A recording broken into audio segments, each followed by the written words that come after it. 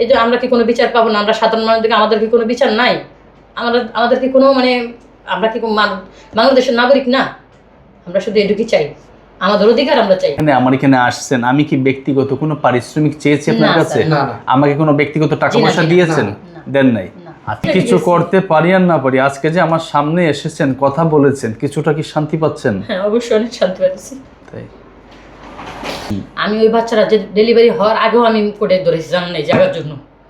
এই পেটটা নিয়ে আমি দৌড়াদৌড়ি করছি, এখন আমি দৌড়াতে করছি। আমার বাচ্চাটা নিউমোনিয়া হয়েছে, আলমানা হসপিটাল ভর্তি ছিল। আমি ওই বাচ্চাটার হসপিটালে ভর্তি থাকাও তো আমি এই কোর্টে হাজির হয়েছি। আসসালামু আলাইকুম বোন, আমি সাধারণ মানুষ, আমি রাষ্ট্রের কোনো অথরিটি না, একজন সাধারণ মানুষ। সাধারণের জায়গা থেকে কাজ করি, পরে কিছুটা জনপ্রিয়তা পেয়েছি। জায়গা জমির বিষয়গুলো আমি কোনো অথরিটি না, এটা কোর্টের বিষয়, আমার কাছে আসলেই হবে না, এই ধারণাটা ভুল। আমি যেটা করতে পারি, এটা ভালো পরামর্শ দিতে পারি, অথবা আপনার যদি গ্রাম আদালত যারা আছে ওনারা যদি আমাকে যাওয়ার সুযোগ দেয়, বসার সুযোগ দেয়, আমি ন্যায়ের পক্ষে দুটো কথা বলতে পারি। আপনি আমাকে কতদিন ধরে খুঁজেন? স্যার আমি আপনাকে খুঁজছি 5 বছর 6 বছর হয়ে গেছে। 2018 সাল থেকে খুঁজ করতেছি। আমি কোথায় কোথায় গিয়েছেন? আপনার জন্য পল্টন গেছি, কারণ বাজার গেছি, অনেক জায়গায় গেছি। কয়েকবার গেছি। যা অনেক দাঁড়াইছিলাম, আপনার কোনো খোঁজ আমি পাইনি। সিকিউরিটি বলতেছে মাত্র নেমে গেছে, এই আসছে, এখন আসবে না। আরেকদিন গেছি, বসেন আসবে আর আসেনি। আমি অনেক দুঃখের সাথে বলছি, আসলে একা মানুষ তো, বাংলাদেশে লক্ষ লক্ষ মানুষ ভুক্তভোগী। তো এই যেভাবে সামাজিকভাবে আমি সমাধান করি, এটা মানুষ খুব চায়, সবাই চায়। কিন্তু এটা হচ্ছে আমি একজন মানবাধিকার কর্মী, আমি আমাদের যে এনজিও বা অর্গানাইজেশনের মাধ্যমে গ্রাম আদালত নিয়ে একটু চেষ্টা করি, যাদেরকে বোঝাতে পারি ন্যায়ের পক্ষে কথা বলে, যেটা অন্যায় এটা করা যাবে না, হয়ে যায়। দুইটা পক্ষে যখন বোঝাতে পারি যে মামলা ভালো জিনিস না, যখন বোঝাতে পারি হয়ে যায়, যে মামলায় অর্থনৈতিক দণ্ড হয়, সবার খরচ হয়, তখনই যখন বোঝাতে পারি তখনই সমাধান হয়। এখন আপনার ঠিকানাটা একটু বলবেন, গ্রাম এবং বাড়ি, থানা, ইউনিয়ন। আপনার থানা সিঙ্গার, জেলা মানিকগঞ্জ, গ্রাম চরচান্দর এবং আপনার চরচামটা আপনার গ্রাম, আর থানা সিঙ্গার, জেলা মানিকগঞ্জ। এটা আপনার আলিপুর ব্রিজ দিয়া একটু ভিতরে গেলে চেয়ারম্যান বাজার ছেড়ে। আমার কাছে যে আসছেন, আপনার চাওয়াটা কি? আমি যে পেজে এই ভিডিওটা আপলোড করব, এটা আপনার অনুমতি দিচ্ছেন? জি। আচ্ছা, আমি যে আমার এখানে আসছেন, আমি কি ব্যক্তিগত কোনো পারিশ্রমিক চেয়েছি আপনার কাছে? আমাকে কোনো ব্যক্তিগত টাকা পয়সা দিয়েছেন? দেন নাই।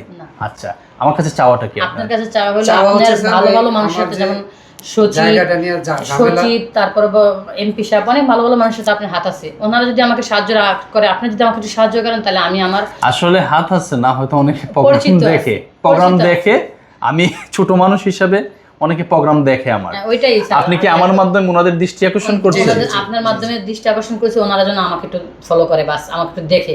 আমি গরিব মানুষ, আমি খুব অসহায়। আজকে 6-7 বছর ধরে ঘুরতেছি, আমাদের থাকার মতো কোনো ঘর নাই এই জায়গাটুকু ছাড়া। কারা করছে এটা? এটা আমাদের প্রতিবেশী, ওনারা আমাদের 10% জায়গা। কি নাম ওদের?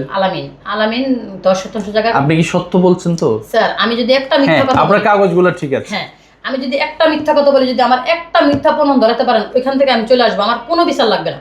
আর আমার একটা কাগজ যদি উনি দেখাইতে পারেন, আমি বুকে হাত দিয়ে বলছি। আসলে দর্শক, আমরা সামাজিক যোগাযোগ মাধ্যমে কোনো কথা বলতে গেলে অবশ্যই সচেতন হয়ে বলতে হয়, অথবা দেখে জেনে শুনে বলতে হয়। ওনার প্রত্যেকটি কাগজ দেখেছি আমি, আমার অভিজ্ঞতার আলোকে অল্প জ্ঞান থেকে যতটুকু জানি, ওনার কাগজগুলো সঠিক, এবং এই কাগজগুলো বলে যে ওনার জায়গা এটা আছে। কিন্তু যে প্রতিপক্ষ এটাকে দখল করে রেখেছে, তাদের কাছে কোনো কাগজই নেই, কিচ্ছু নেই, কোনো কাগজ নেই। এবং আমি দেখলাম এইখানে বারংবার এখানে এসিলেন্ট মহোদয় ডেকেছেন ওনাদেরকে। হ্যাঁ, এই যে এসিলেন্ট মহোদয় অনেকবার দেখেছেন, এই কাগজটা একটু দেখবো। এই যে এসিলেন্ট মহোদয় ডেকেছেন, কিন্তু ওই টাইমে ওরা হাজির হয় না। এখানে দেখতে পেলাম যে এসিলেন্ট মহোদয় একটা টাইমে ডাকলেন, কিন্তু অনেকবার ডেকেছেন, কিন্তু প্রতিপক্ষ যিনি অন্যায়কারী, ওনার কাছে কিন্তু কোনো চালান নেই। এই জন্য উনি এসিলেন্ট মহোদয় ডাকলে উনি যান না, কিন্তু ওনাদের উপস্থিতি ছিল, এটা কাগজেও আমরা পেলাম। তো আমাকে যারাই দেখছেন দেশ বিদেশ থেকে, বিশেষ করে আমি ওই গ্রামটার নাম কি বললেন? চরচামটা গ্রামের, থানা হচ্ছে সিঙ্গার, জেলা মানিকগঞ্জ।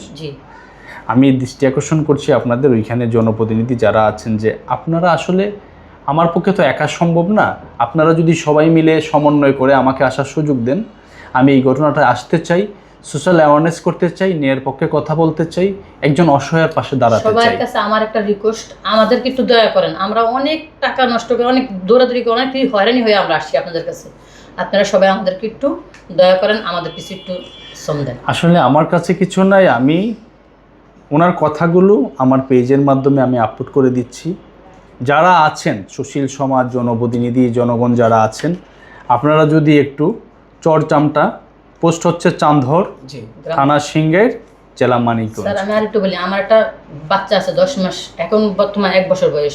আমি ওই বাচ্চারা যে ডেলিভারি হওয়ার আগেও আমি কোর্টে ধরেছি জানেন এই জায়গার জন্য।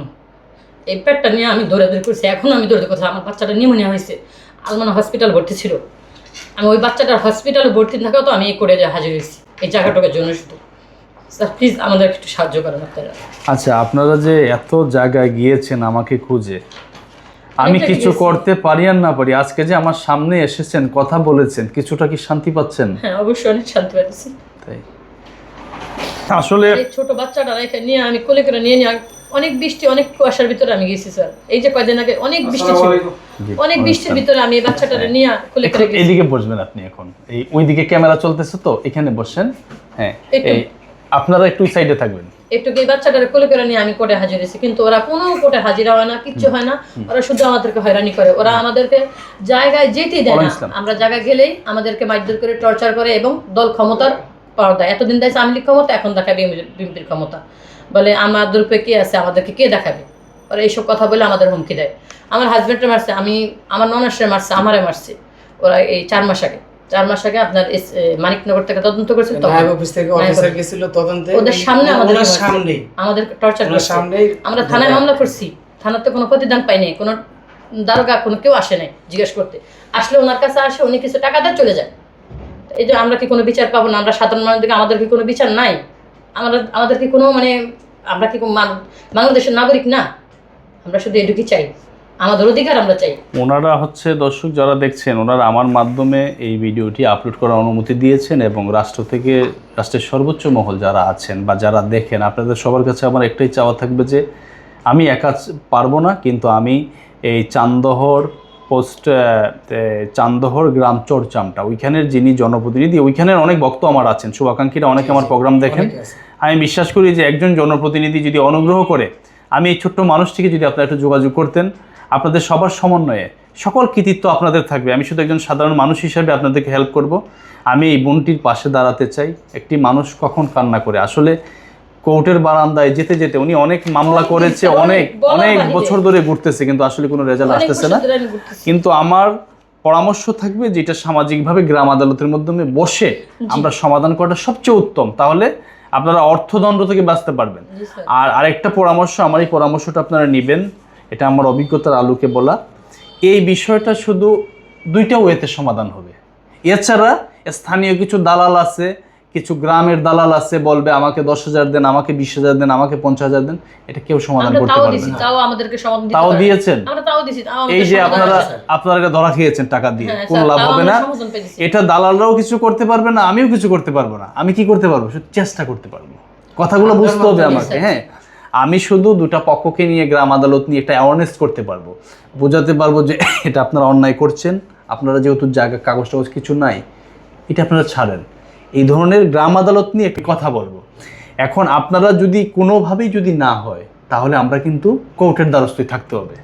আমার কথাটা কি বুঝছেন? আমরা আইনের প্রতি শ্রদ্ধাশীল। এই বোনগুলো আমার কাছে আসছে, এই ভাইটা আসছে, ওনারা হাজব্যান্ড ওয়াইফ। আমি এটাই বলবো যে আমরা গ্রাম আদালতের মাধ্যমে চেষ্টা করব। যদি কোনোভাবেই না হয়, আমি আপনাদের সাথে আছি, কোর্ট পর্যন্ত আমি লড়বো আপনাদের সাথে। আমি আইনের প্রতি শ্রদ্ধাশীল। আশা করি বাংলাদেশের আইন ওনাদের জন্য যেটা ন্যায়ের পক্ষে আছে সেটা করবে। ওনাদের চাওয়া হচ্ছে ওনাদের ন্যায্য জমিটুকু, কাগজ সব ঠিক আছে, একটা চক্র, একটা মহল জায়গাটিকে জোরপূর্বক দখল করেছে, দিতে চাচ্ছে না। আমরা সামাজিক গ্রাম আদালতের মধ্যে চেষ্টা করব। যদি কোনো মতেই না হয়, কোর্টে মামলা চলমান আছে, আমরা কোর্টের দ্বারস্থ হব। শেষ এটা আমরা ইনশাল্লাহ দেখব। সবাই ভালো থাকবেন। আসসালামু আলাইকুম।